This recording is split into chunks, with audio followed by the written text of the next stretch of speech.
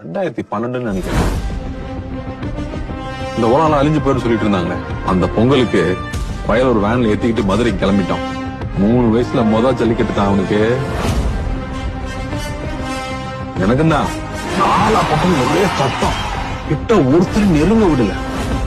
இத்தனை பயம் இல்ல. அப்படி மீறி பாஞ்சவன ஈஸியா உதறி விட்டான். ஜெயிச்சிட்டான் தான், பெருமை கொள்ளல. அப்படியே புல்லரிச்சு போச்சு. பாருங்க. ஆனா பாலமேடு போற வழியில இந்த பய பண்ண அக்கா போர்ல நேரத்துக்கு போக முடியாம போச்சு.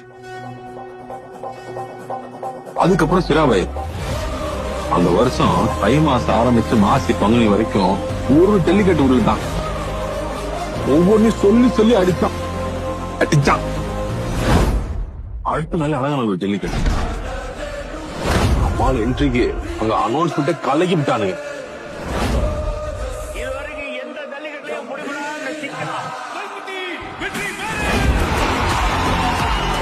எப்படியாச்சும் உன்னை புடிச்சு கட்டி பண்ணணும்னு கவனம் கட்டிட்டு இருந்தானுங்க. ஒருத்தனெல்லாம் அந்த பழக்கம் விட்டான். தெரிஞ்சுட்டானுங்க. சில்வர் அண்டா, பிளாஸ்டிக் சேரு, ஸ்டீல் கட்டிலு, வெள்ளி காசு, நோக்கியா போனு வாங்கினதெல்லாம் வைக்கவே இடம் இல்லாம போச்சு. கொஞ்சம் சந்தோஷமா இருந்தேன். எவன் கண்ணு போட்டுச்சோ எவன் புள்ளி கண்ணு போட்டுச்சோ எந்த பக்கம் திருநாலும் ஜல்லிக்கட்டுக்கு தடன்ட்டானுங்க. ஊடே இடிஞ்சு போய் உட்காந்துருச்சு. ஒண்ணுமே புரியலதான்.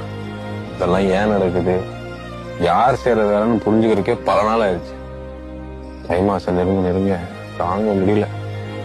ஊர்ல தெருவுக்கு தெரு என்னமோ ஒண்ணுமே நடக்காத மாதிரி பொங்க வச்சு கொண்டாடிக்கிட்டு தான் இருந்தாங்க. என்னாலதான் முடியல. இவன் மூஞ்சில முடிக்க முடியாம கண்ணை மூடி படுத்துட்டேன். விடிஞ்சா மாட்டு பொங்கல். எனக்கு எப்படி இருக்கும்?